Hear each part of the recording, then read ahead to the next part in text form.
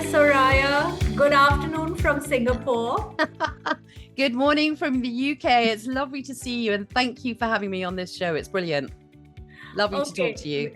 As you and I know, we love talking about neuroscience and how it impacts everything really, and especially work and leadership and relationships at work, etc. And we are doing this special podcast, Brains Inspiring Businesses, which is really with all the authors of the book. Yeah, wonderful book here. Yeah, lovely. And your chapter is on resilience, which is a very, very important topic in today's uncertain world. But before we delve deeper into the topic of your chapter, just tell us a little bit about, how you met Paul, and a little bit about your relationship, with him, and how it inspired you. Okay, brilliant. That's a really good question. He was such an influence on my life, actually. I did all my training on brain, and then I saw Paul was doing the masters, and it was like a eureka moment. I was waiting for something in my life, and it was that. And meeting him was just, I don't think I could adequately have the language really to describe it, because he was such an intelligent, warm, he was so encouraging. It was unbelievable. But I also think he was an absolute pioneer, because when I was doing my master's with him, it was back in 2016. So before we went into lockdown, before the world had really changed. And he was pioneering the whole way of actually having, hard evidence science to kind of support us in our lives and within organizations and with work. And then, of course, the pandemic happened. And now where we're sitting, we're looking going, oh my goodness, things have changed so much.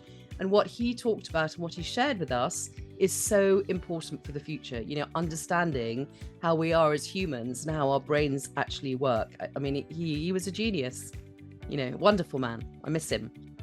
Yes, we all miss him. And I think for me, the joy is just doing these podcasts and bringing the legacy that he's left behind for us, bringing that alive.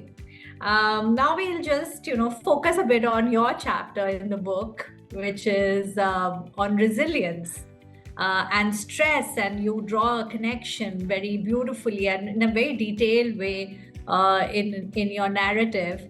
But I would like to, ask you, because you wrote this chapter when COVID happened, right? When there was lockdown.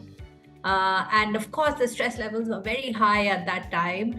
But the world of work changed. The future of work is looking very different from what it was pre-COVID. Just want to bring your attention to, the current moment. What are you seeing? What are you seeing in terms of, stress, resilience, and what is around you? So, and can you make a connection of that with your chapter? Okay, good question. Interesting. Yeah.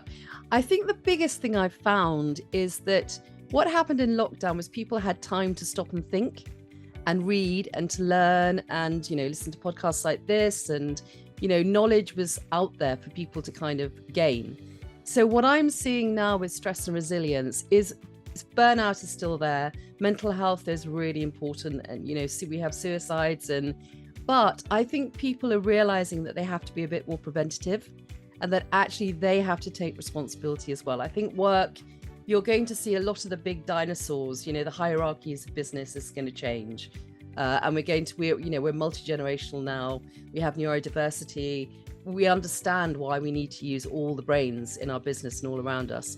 And so what I see a lot more people, whereas before when you talked about looking after yourself and self-care and understanding your emotions, I mean, even people accepting that emotions came before thinking is revolutionary, which Paul with the emotional protocol, shared with us all and devised it. But people actually now accept it. They recognize that actually they do have to look after themselves. And whilst we've still got all these, all these troubles or problems still going on, people are much more open to it. They don't see it as wooey anymore. They don't see it as something we don't talk about, or I can't look after myself because that's selfish. The whole conversation has shifted. And that's where I think it becomes really important. Whereas stress was seen as something that you had very little power over, it was too much work, too much pressure, people getting very, very anxious. That all exists. But because of what we understand about neuroscience, we can actually give people the answers to it. So how people perceive stress and how they view stress is very, very different. If you tell the brain it's bad, the brain is going to believe it's bad. It's going to find every single pathway, every single experience it's had to be able to do that.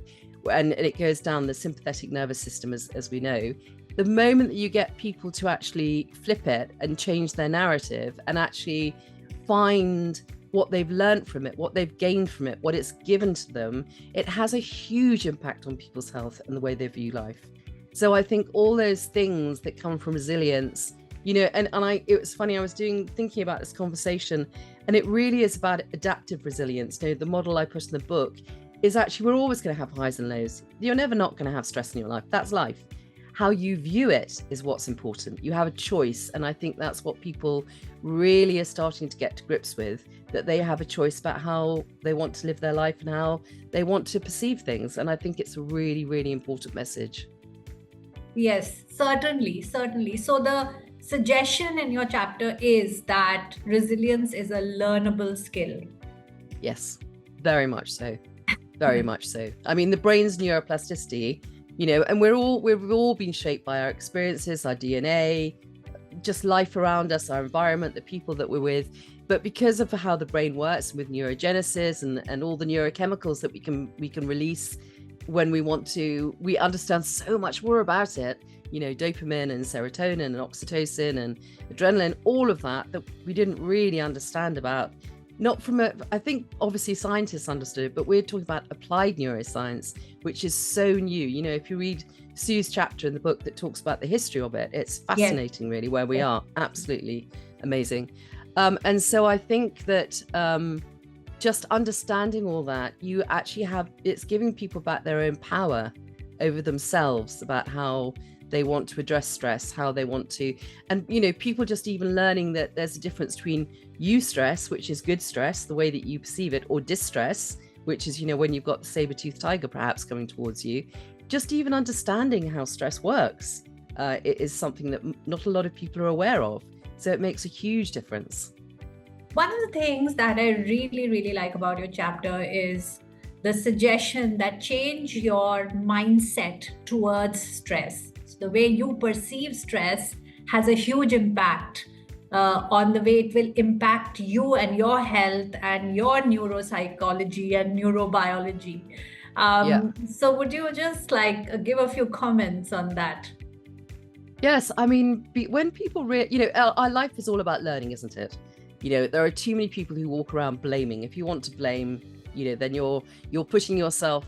The limbic system is just going to go haywire. The amygdala, the thalamus, it's all going to take all that negativity and you shut down. Your brain will shut down. You can't think anymore. The hippocampus starts disintegrating in a way you can't grab onto memories. There's a whole load that we understand now. But there's so many studies coming out about realizing that if you actually change your narrative towards it, you're releasing very different neurochemicals. Your perception is shifting as well. You're helping your brain, because your brain is up there in a black box. It doesn't really know, what's going on. It's all about perception and experience and knowledge and wisdom, all the things that we know. So actually the way that you direct it makes that huge difference. And people can then say, okay, yeah, this is not good, but I can see what I can do with this. I'm going to change this next time. And so the brain, next time, you're laying down a new neural pathway. And with practice, and actually mindsets can be changed quite easily. If you give the brain the evidence, it goes, oh, okay, there's the evidence. Let's go off in a different direction. So if people just, it's having that chance to reflect and to stop and just get off the treadmill, give yourself 10 minutes a day, go and rest, go for a walk, do some mindfulness. Your chapter on mindfulness is wonderful. And actually just think about, well, what does all this mean to me? What stories have I been told throughout my life, as I was growing up, when I was being told off? What did I learn at school? What do my friends say? And actually question whether it's true or not, or whether it's just a narrative that you're running in your head. And there's a much better narrative that you can be running that can make you much healthier. You think better, you have better relationships, you're much healthier. You know, when you think about brain health, the more that people can look after their brains, the more, you know, the connectivity between different networks and different areas of the brain becomes so much healthier. So all of this we're learning, and we have a choice. And I think that's the most important message, is you have a choice about how you want to think, and therefore what the behavior will be. Yes, and as we, we kind of teach this, we kind of, coach people around this, that essentially you can dial up or dial down, and the control is in your hands, Yep. really. And your perception and your decoding of the situation has a lot to do with the way things around you are affected. So, Exactly. yeah, You it's know, we wonderful to have so much evidence around this, but and you know what, every day, I mean, I try and read as much and collect as much evidence as I can, because I think that's so important with what we're doing. Because it's not woo-woo land. You know, actually it's very hard to do this. You know, people used to talk about the soft skills and the hard skills. Well, this is soft skills done very hard, because it's very difficult to understand it and get it right, which is why I think what we're doing is so important just in the world in general. But I think that you know, if people can just allow themselves to think differently, to pause, you know, it's amazing to think that by the time you're 50, all your brain cells have renewed because of neurogenesis, you know, because yes. if you look after it, I mean, that's amazing, actually. It shows how much we can shift. So I don't think it's about changing and stuff, because I think that's quite a difficult world, but we're shaping. Our brain is shaping all the time. After this conversation, you and our brain is going to be shaped differently. Yes. Yeah. Yes. And the last thing that I wanted to just kind of to summarize our conversation is that your model of resilience, just share, if you can share with the listeners, what are the elements of it? That's a very, very good question. The elements really are about, I did a lot of research into how can people really help themselves, what can they do in the environment that they're in.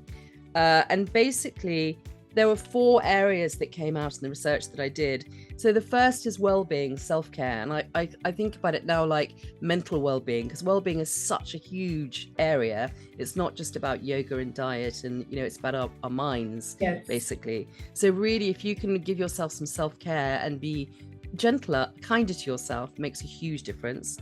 Then there's the social support, that fact that I'm not alone. We're social creatures. You know, the brain is the organ of relationships, as Paul always told us.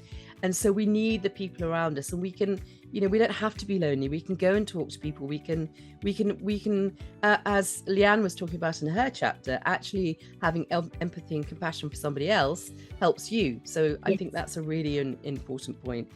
And then we have emotional regulation, you know, so people ignore their emotions.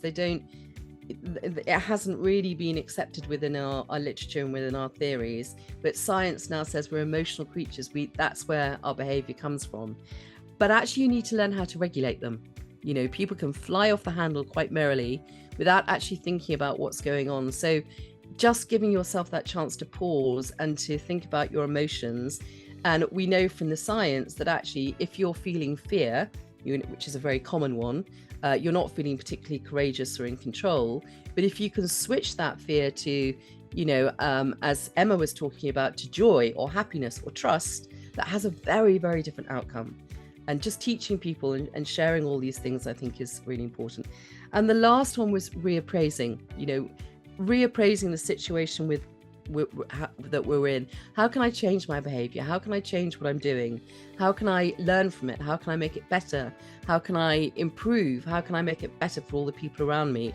So that's where the model came from, looking at this research of a whole bunch of advertising people and business people, because when I was doing the whole mindset research and resilience, it had been done in the army and schools, but it hadn't been done in the business world.